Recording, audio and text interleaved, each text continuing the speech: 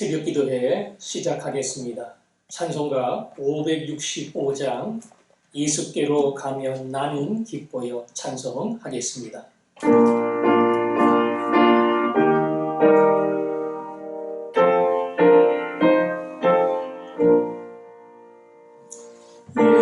예수께로 가면 나는 기뻐요. 걱정 근심 없고 정말 즐거워. 예수께로 가면 나는 기뻐요. 나와 같은 아이 부르셨어요. 예수께로 가면 맞아주시고 나를 사랑하사 용서하셔요. 예수께로 가면 나는 기뻐요. 나와 같은 아이 부르셨어요. 예수께로 가면 손을 붙잡고 어디서나 나를 인도하셔요. 예수께로 가면 나는 기뻐요. 나와 같은 아이 부르셨어요. 아멘. 오늘은 우리의 사랑하는 아이들을 위해서 또 주일학교의 귀한 자녀들을 위해서 기도하겠습니다. 아시는 것처럼 일주일에 하루를 등교하고 나머지를 온라인으로 집에서 수업해야 하는데 많이 힘들어합니다. 친구도 선생님도 마음껏 만날 수 없는, 표현하지 못하지만 아이들 나름대로의 스트레스가 있는 줄 압니다.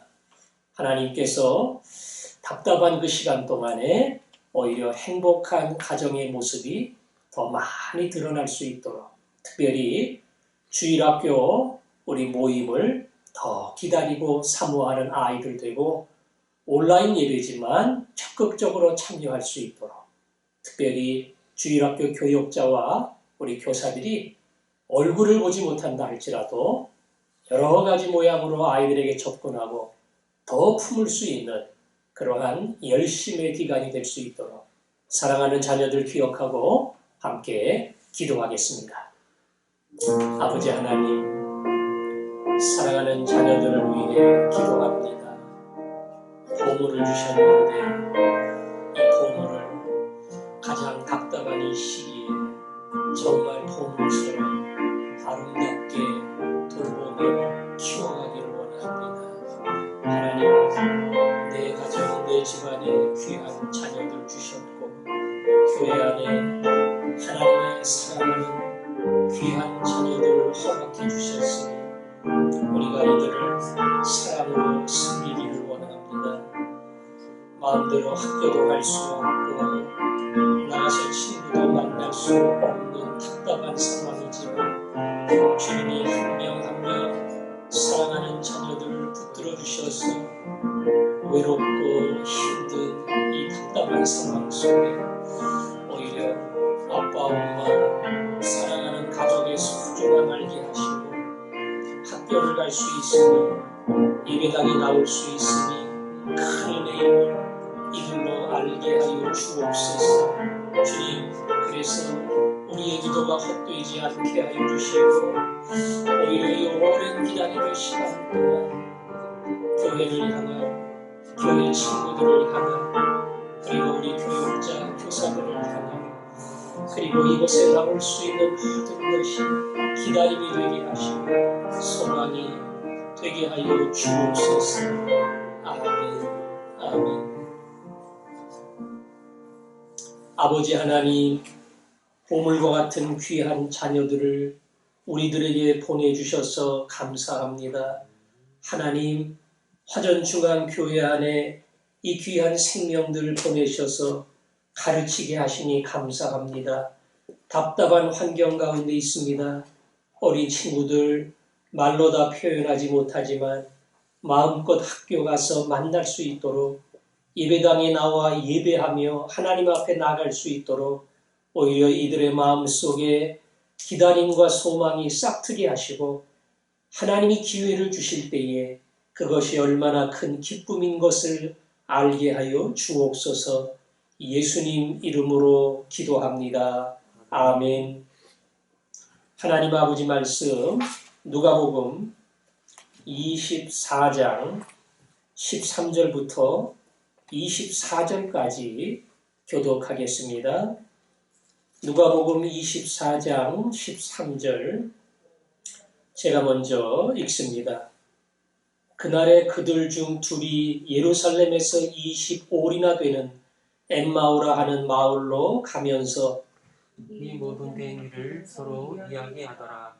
그들이 서로 이야기하며 문의할 때에 예수께서 가까이 이르러 그들과 동행하시나 그들의 눈이 가리어져서 그인 줄 알아보지 못하거늘 예수께서 이르시되 너희가 길 가면서 서로 주고받고 하는 이야기가 무엇이냐 하시니 두 사람이 슬픈 빛을 띠고 머물러 서더라.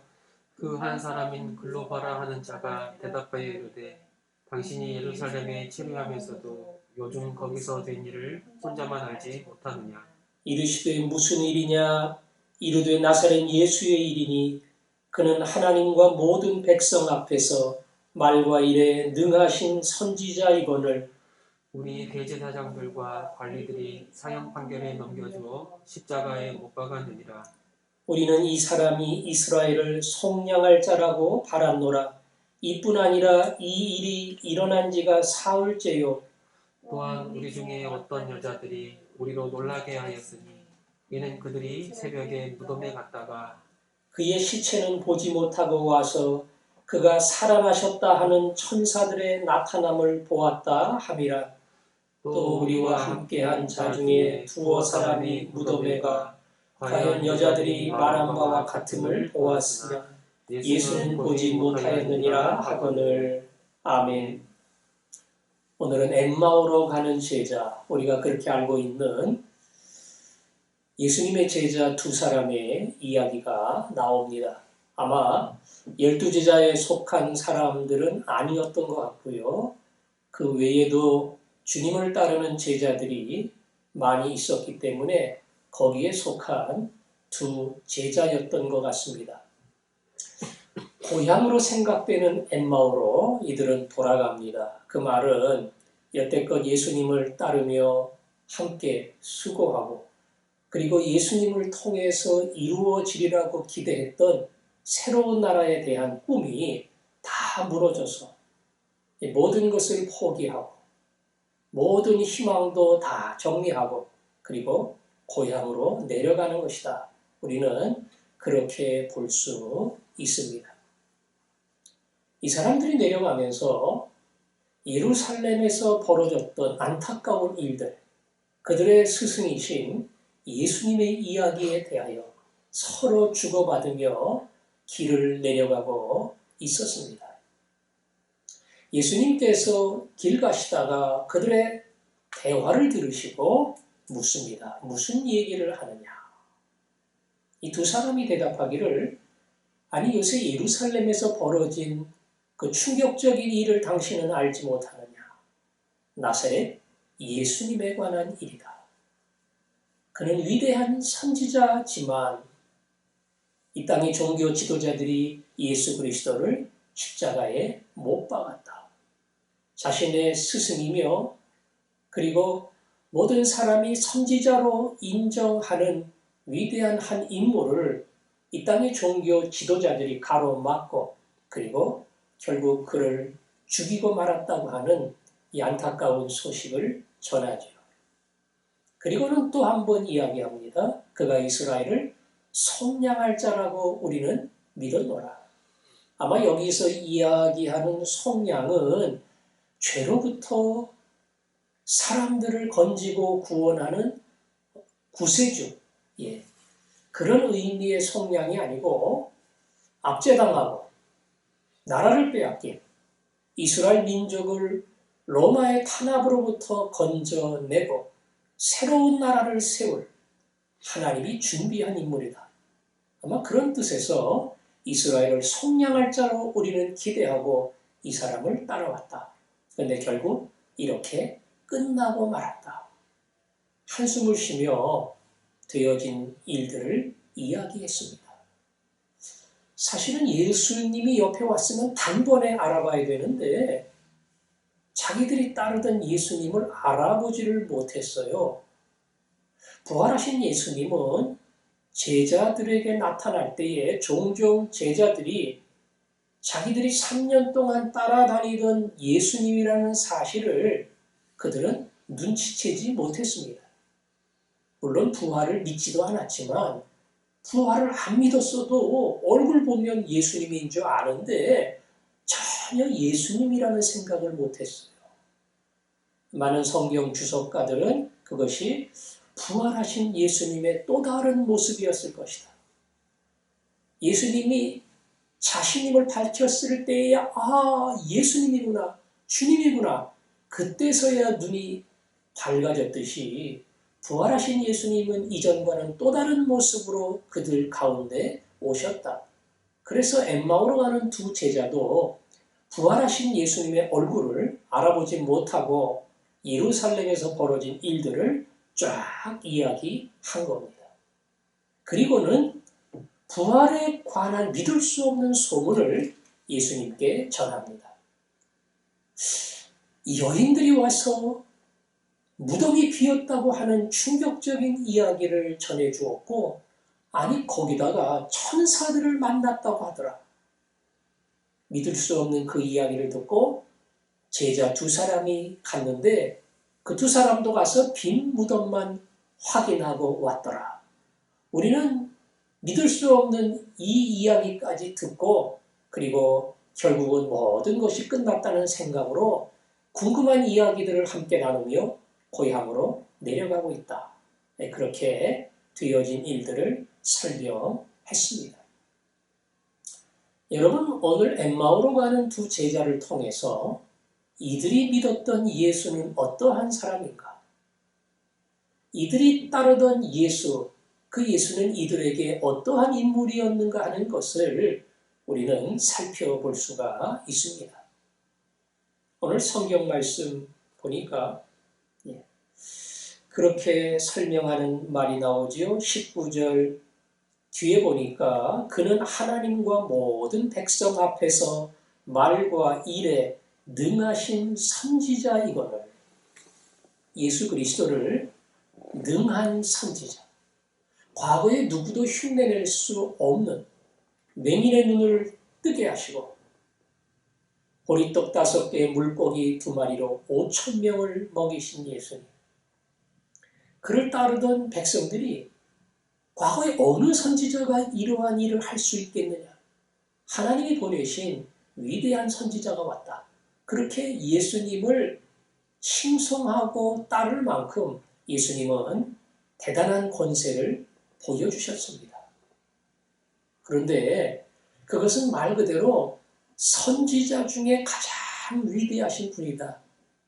그러한 인물로서의 인정이고 존경이지 그 이상은 아닙니다. 여러분, 이슬람도 유일신을 믿습니다. 그리고 이 예수를 믿습니다. 심지어 예수님을 구약의 모든 선지자보다 가장 위대한 선지자다. 이렇게 믿습니다. 이슬람 교도들도 그렇게 배웠고 그렇게 인정을 합니다. 그런데 가장 중요한 것을 몰라요. 그분은 위대한 선지자로 끝나는 것이 아니고 이 땅에 우리를 구원하기 위해 오신 성자 하나님이다. 이 사실을 그들은 인정하지 않습니다. 그래서 하나님의 교훈을 우리에게 전달한 세상 말로 따지면 주옥과 같은 교훈을 우리에게 전달한 위대한 선지자다. 이면에 있어서 받아들일 뿐이지 구원자라고 하는 그런 개념은 예수님에 대하여 전혀 인정하지 않습니다. 여러분, 그 사상이 오늘 엠마오로 가는 두 제자가 가졌던 믿음과 비슷한 겁니다. 우리는 위대한 선지자를 따라다녔다. 과거 어떤 사람도 흉내낼 수 없는 능력을 보여주신, 하늘의 메시지를 전해주신 우리는 그 스승님의 제자였다. 그런 거에 굉장한 자부심이 있었고 결국 이분이 메시아가 이 세상을 뒤집고 새로운 나라를 만들 것이다. 이런 기대를 가지고 따랐던 사람들이에요. 그러나 죄인을 죄로부터 건지시는 성자 하나님으로 이 땅에 오셨다고 하는 진정한 예수 그리스도의 모습을 이들은 깨닫지 못했고 따라서 선지자라는 고백밖에 할 수 없었던 겁니다. 여러분, 세상이 믿는 자, 교회에 대해서는 불만이 많고요.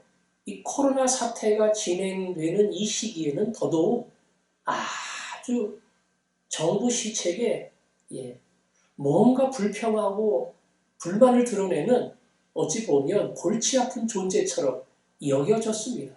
그런데 그 사람들도 다 예수님은 인정하고 존경합니다. 왜? 예수님의 말씀은 누구도 따를 수 없는 너무나 훌륭하고 그리고 꼭 필요한 교훈을 담았고요. 무엇보다 예수님이 그렇게 사셨습니다. 그래서 공산주의자도 누구도 이 예수라는 한 인물에 대한 평가는 별반 다르지 않습니다. 그러나 그 평가는 위대한 선지자라고 하는 바로 그 울타리 안에 다 들어가 있는 거지. 그 위에 나를 죄에서 구원할 하나님의 아들이다. 이 진정한 예수 그리스도의 모습을 그들은 발견하지도 못했고 따라서 깨닫지도 못하는 겁니다. 우리는 예수님의 말씀 속에 하나님의 메시지가 있음을 믿습니다. 그리고 예수 그리스도의 권능 속에 세상을 이기는 하나님의 능력이 있음도 믿습니다. 그러나 우리가 예수를 믿는 가장 큰 이유는 예수님은 나 같은 죄인을 구원하기 위해 이 땅에 오신 성자 하나님이시고 그 예수님이 나를 위해 죽으시고 나를 위해 살으셨기 때문에 나는 죄에 대하여 죽고 하나님의 생명으로 살아났다. 이 신앙을 고백할 수 있는 겁니다. 오늘 내가 믿는 예수가 누구인가를 다시 확인하고 그 예수 때문에 부활의 신앙을 마음속에 새기고 그래서 부활한 하나님의 생명을 받은 자답게 주님이 말씀하신 모든 것을 하나하나 이 땅에 실현해가는 사람, 하나님이 그런 믿음을, 그런 소망을 우리 모두에게 주시기를 주님의 이름으로 축원합니다. 우리가 그러한 기대를 가지고 주님 부활의 예수를 붙들고 고백하며 살게 하여 주옵소서. 우리 그런 마음으로 한 목소리로 기도하겠습니다. 아버지 하나님, 오늘도 우리와 함께 하시고 부활의 예수 그리스도가 진정 내가 만난 예수임을 알게 해주셔서 감사합니다. 그분의 말씀이 귀하지만 그리고 그 말씀 속에 하늘의 교훈이 담겨있지만 예수가 오시고 죽으시고 살아나시고 곧 나의 생명임을 잊지 않게 하시고 이 예수를 붙들고 살아가는 죄가 되게 하여 주옵소서. 예수님 이름으로 기도합니다. 아멘.